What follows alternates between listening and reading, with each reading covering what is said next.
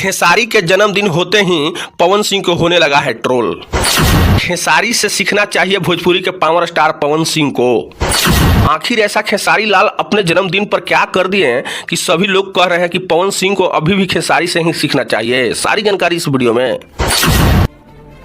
आपको बता दें कि भोजपुरी के ट्रेंडिंग स्टार कहे जाने वाले खेसारी लाल यादव ने अपने जन्मदिन पर ऐसा कर दिए हैं कि कोई भोजपुरी कलाकार 7 जन्म में नहीं किया था।